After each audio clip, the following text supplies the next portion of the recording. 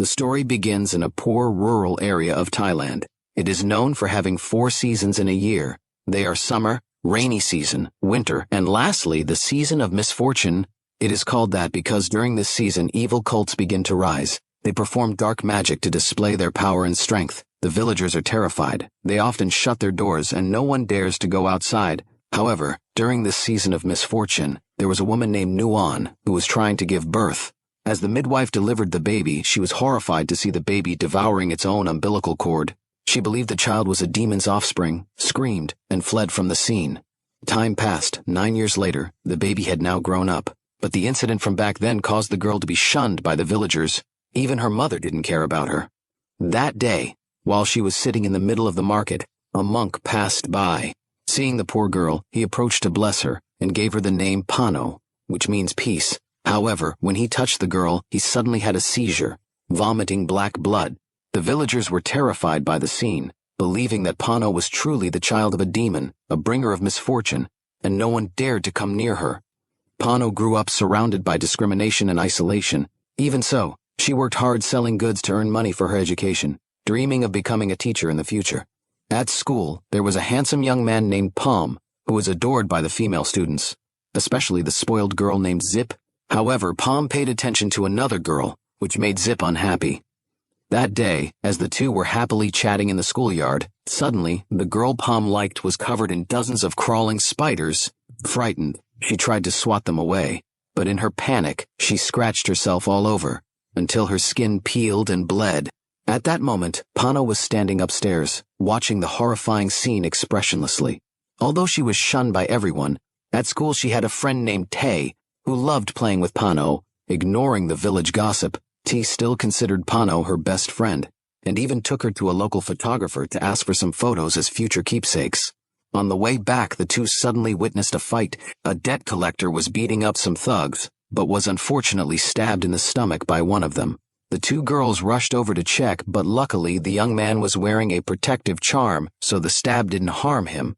Panor recognized him as Hio, her childhood neighbor. Back then, when visiting his house, Panor accidentally met his mother. Upon seeing the girl, the woman angrily drove her away, refusing to let her see her son. Suddenly, the woman had a seizure, her body covered in black veins. Seeing this, Panor quickly ran to touch her, which caused those veins to appear on her own face as well.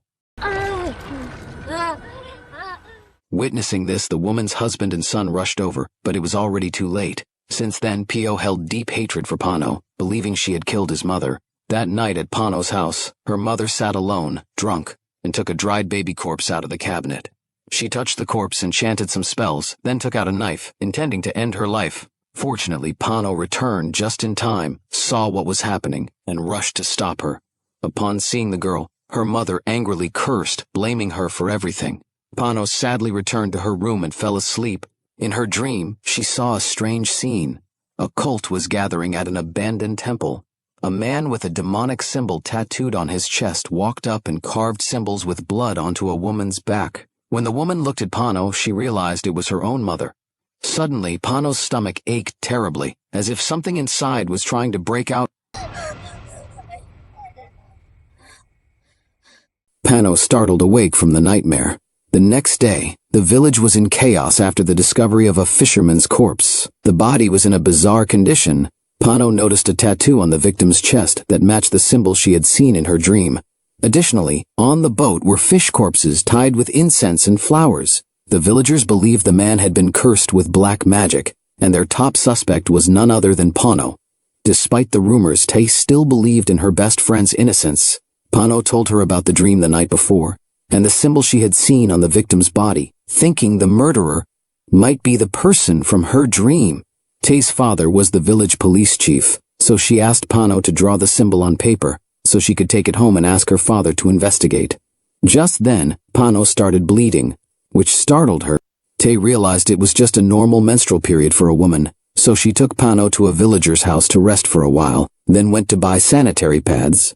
But on her way back, Tay accidentally bumped into a man, causing the paper with the symbol to fall. Looking up, Tay was shocked to see the man in front of her had the exact same symbol. She quickly picked up the paper and left, but the man had seen everything. As soon as she got back, T suddenly had a seizure, vomiting dozens of gecko eggs. She held her stomach and screamed in pain. Hearing the noise, Panor rushed out, but there was nothing she could do except watch her best friend suffer as dozens of geckos burrowed out from under her skin, killing her in agony. Just then, Tay's father, the police chief, arrived. Seeing the horrific scene, he couldn't believe his eyes. He believed that Panor was the killer and locked her in jail. However, after forensic analysis, no evidence was found that the victim had been attacked from the outside. The police chief had no choice but to release the girl. Returning home, Panor was scolded by her mother and locked in her room, not allowed to go out. At midnight, the moon suddenly turned blood red. Panor sat in her room, hearing strange noises echoing in her ears. She started to feel itchy all over and scratched herself until her skin peeled off. Thinking her beauty would be ruined. But the next morning, Panor appeared to everyone's shock. Her face had become incredibly beautiful, as if she had turned into someone else. Panor went to school and placed flowers on her friend Tay's desk, then went to the funeral and made a vow that she would find the killer to avenge her friend. Meanwhile, Panor's newfound beauty caught the attention of the male students at school, Pong. He proactively approached Panor to chat, but their interaction was seen by the girl Zip. That night, Panor asked Pong to take her across the river to visit the abandoned temple she had seen in her dream.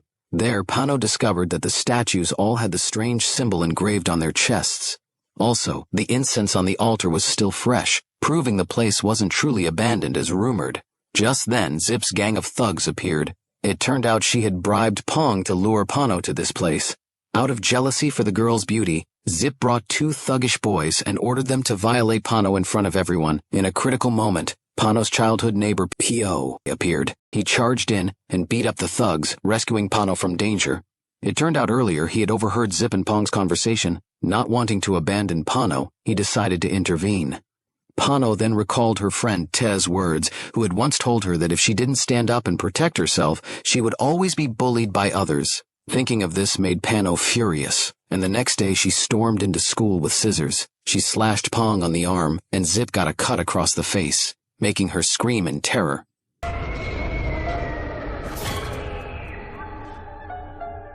After that, Zip was furious. She and her gang went to a female shaman to ask her to curse Panor with black magic, wishing Panor would suffer 100-fold. It turned out the previous spider attack on the female student was also Zip's doing. Out of jealousy, she would stop at nothing to ruin others. The shaman then used a special spell on a voodoo doll, turning it into a puppet assassin to attack Panor at her home. Caught by surprise, Panor couldn't react in time. She tried to hide but was quickly found. The puppet held a knife to Panor's neck, intending to kill her. Suddenly, a man appeared and smashed the puppet's head. Panor realized it was Chi, the village photographer. Meanwhile, the shaman refused to give up. She manipulated the puppet's spirit to enter Panor's ear, trying to drive her insane. However, Chi quickly understood what was happening and repeatedly kicked Panor in the stomach, forcing the spirit to rebound, causing the shaman's body to explode and die on the spot. Thinking she had found her savior, Panor was shocked when Chi went straight to her mother's house, threw 2 bundles of cash in her face, and said, "Your job here is done." At that moment, Panor looked at the man's chest in horror, realizing there was a tattoo. Chi was the one who had killed her best friend Tay. He didn't hide it and confessed he was part of the cult. The reason he saved Panor was because she was crucial to his plan. As he spoke, Panor's mother suddenly rushed in from behind, hit Chi, and escaped with her daughter. He wouldn't let them get away easily. He used dark magic to summon a flock of crows to chase them down. The birds targeted her mother, pecking and tearing at her, causing immense pain. Still, with her last strength, she brought Panor to her older sister's house. Upon arrival, the mother took her final breath, only managing to apologize to her daughter before passing away. The next day, the aunt named Masuri met Panor and revealed the truth about everything. Panor's mother, once dreaming of becoming a singer, had left home for the city. There, she encountered a secret cult that paid her to be a surrogate for a child, none other than Panor. However, after giving birth, her life became a living hell. She initially hated the cursed child she had born, but over time, seeing how kind and diligent Panor was, despite being shunned and never blaming anyone, made her feel pity. Though she could only keep that in her heart, Panor was devastated reading the letter her mother left before dying. Meanwhile, P.O., her neighbor, after learning the truth, went with the police chief to Panor's house, but found no one inside. After searching, they discovered a dried-out baby corpse, which they brought to the temple for purification. But when the monk poured holy water on the body, it suddenly moved.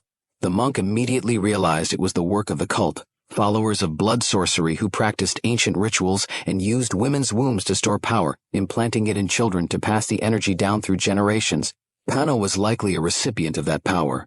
The corpse was her twin sibling, who may have had her energy absorbed while still in their mother's womb. The monk then revealed another truth. Panor could absorb others' curses into herself. Back then, when she touched Pio's mother, he wasn't cursing her. She was absorbing the curse from her instead. And the true culprit who cursed Pio's mother was none other than Pio's father. He had given her a love potion, hoping she would love him forever, but the woman mistook it for perfume and overdosed, causing her body to break down and leading to her tragic end. Out of fear, the father kept this secret until now. Pio, after learning the truth, was shocked and blamed himself for always suspecting Panor. Meanwhile, at Chi's place, he didn't want to lose his prey, so he acted once more. Using black crows, he tracked down Panor's hideout. Her aunt, seeing the crows, sensed the danger. But before she could warn anyone, Panor suddenly had a seizure. Chi used dark magic to torment her body, intending to torture her to death. But he didn't expect Panor to have the ability to absorb pain. His curse didn't kill her, it made her stronger. After realizing her power, Panor decided to stop hiding and take revenge on all those who drove her to the edge, starting with the scheming couple, Zip and Pong. They just finished being intimate. Zip, still bitter over the scar on her face, had prepared a jar of dog blood to deal with Panor.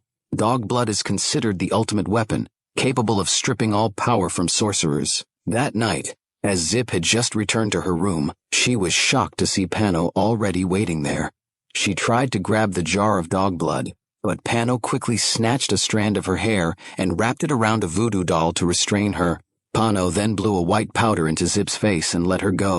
Thinking she had been spared, Zip panicked and rushed out the door. But suddenly, the corpse of the previous shaman appeared, grabbed Zip's hair and yanked hard, tearing her scalp open. Meanwhile, Pong had secretly met with Chi to ask for help. It turned out that not only Zip, but Pong also used black magic to possess female students at school in order to seize their bodies. At that moment, Panor appeared and took some dirt from Pong's sandal, placed it into a talisman, and began chanting. Immediately, Chi sensed something was wrong and grabbed Panor's voodoo doll before going out to find her. Suddenly, Panor lunged out of the darkness to attack, but he dodged in time. He then tightly squeezed the doll's arms and legs, causing Panor to collapse in pain. Unwilling to give up, she pulled out a knife and stabbed Chi in the leg. Taking advantage of his distraction, she threw the jar of dog blood onto him, causing his power to vanish instantly. Panor then stepped forward and killed Chi, avenging the death of her best friend. Meanwhile, at Pong's place, Zip suddenly appeared, begging for help with her torn scalp. Before they could flee, Panor appeared, tied them both to chairs, and began torturing them. She broke Pong's toenails, then pierced their flesh with metal wires, binding them together until they died. Back at the school, the principal and the security guard noticed the hallway lights flickering. When they went to investigate, they were horrified to find the corpses of Zip's friends, all killed and tied to chairs. Panor left no one alive after what they had done to her. At the police station, the students' parents arrived in a frenzy, worried their children hadn't returned home. The police chief led a search and discovered Chi's corpse, with only the upper half remaining. Zip and Pong's bodies were also found. The police chief suspected these incidents were related to Panor and the mysterious cult with the strange chest symbol. The next day in the village, people gathered at the temple to pray for peace. Many delicious dishes were laid out for all to enjoy together. But while eating, they suddenly noticed a strange smell in the food. It turned out that Panor had mixed Chi's flesh into the cakes. Upon realizing, the villagers vomited uncontrollably, but it was too late. Eating the flesh of someone with dark power drove the villagers mad, causing them to attack each other. The reason Panor did this was because she had discovered the truth at Chi's house, that the villagers were all members of the dark cult. They all knew the truth about Panor but chose to ignore and abandon her. At that moment, Pio rushed in and begged her to stop. Suddenly, the principal appeared and inserted a mysterious curse into Pio, causing him to collapse in pain. Panor realized the principal was the cult leader, the one who had impregnated her mother years ago. He demanded that Panor go with him, or else Pio would die. To save Pio, she agreed to follow. The principal then brought Panor to the temple, and prepared the same ritual he had once done to her mother. It turned out he wanted Panor to give birth to a child for him so he could store dark power within the baby. Even though Panor was his own daughter, he still cruelly planned to proceed. The cult members watched with excitement at the historic scene. He then put on a mask and approached. But suddenly, the police arrived in time. They fired at the cult leader, but he was completely unharmed thanks to a skin he had cultivated for years. Seeing this, the police turned their attention to subduing the other cultists. Meanwhile, at PYO's location, the cult leader's curse caused him intense pain. Even the monk couldn't help. In desperation, Aunt Masuri appeared. Knowing that the dried fetus was Panor's twin, she believed it could neutralize the curse. She cut a piece of skin from the corpse, ground it, and gave it to PYO to drink. Sure enough, it worked. PO vomited out the cult leader's talisman. Back at the temple, the cult leader summoned black crows to suppress the police, but Aunt Masuri fought back, using magic to burn the flock to ashes, dropping them to the ground. Seeing time was running out, the cult leader placed the mask on Panor's head, trying to absorb her power. But PO arrived just in time to save her. However, he wasn't strong enough to fight the cult leader. Once again, Aunt Masuri acted, placing the dried fetus, linked by blood to the cult leader, into the raging fire. It caused the cult leader's body to ignite instantly. He fell to the ground in pain, but remained composed and used his power to fight back against Aunt Masuri. He then grabbed PO as a hostage. In a dire situation, PO asked Panor to stab him with a nearby bamboo stick to kill the cult leader behind him as well. After some hesitation, Panor thrust the bamboo through both of them. The cult leader collapsed, barely breathing. Panor stepped forward, slashed his chest, and ripped out his still-beating heart, then devoured it. She finally obtained the full power of the cult, but instead of using it, Panor decided to return it to the temple god. The blood sorcery had brought so much suffering, so it needed to vanish from the world. After finishing the incantation, Panor collapsed unconscious. At the end of the film, PO, though wounded, was still alive. Meanwhile, Panor woke up as if she had become a completely different person. She had no memory of the past. Years later, Panor entered university. In the future, she would become an English teacher, and in that future, a horrifying event would befall her and her students. The movie ends here. If you enjoyed this video, don't forget to like and subscribe to the channel so you won't miss the next exciting films. Thank you and goodbye.